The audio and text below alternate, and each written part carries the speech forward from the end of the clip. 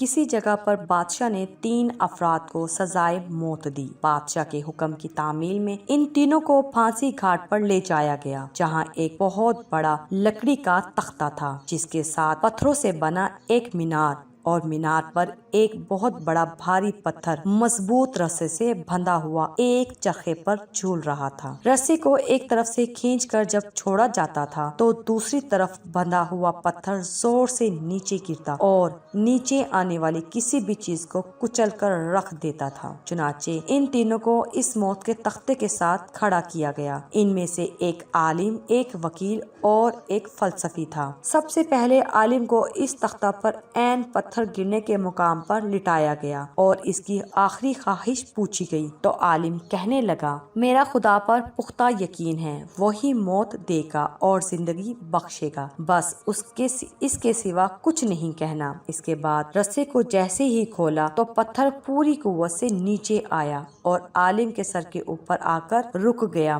یہ دیکھ کر سب حیران رہ گئے اور عالم کے پختہ یقین کی وجہ سے اس کی جان بچ گئی اور رسا واپس کھینچ لیا گیا۔ اس کے بعد وکیل کی باری تھی۔ اس کو بھی تختہ دار پر لٹا کر جب آخری خواہش پوچھی گئی تو وہ کہنے لگا، میں حق اور سچ کا وکیل ہوں اور جیت ہمیشہ انصاف کی ہوتی ہے، یہاں بھی انصاف ہوگا۔ اس کے بعد رسے کو دوبارہ کھولا گیا، پھر پتھر پوری قوت سے نیچے آیا اور اس بار بھی وکیل کے سر پر پہنچ کر رک گیا۔ پھانسی دینے والے حیران رہ گئے اور وکیل کی جان بھی بچ گئی۔ اس کے بعد فلسفی کی باری تھی۔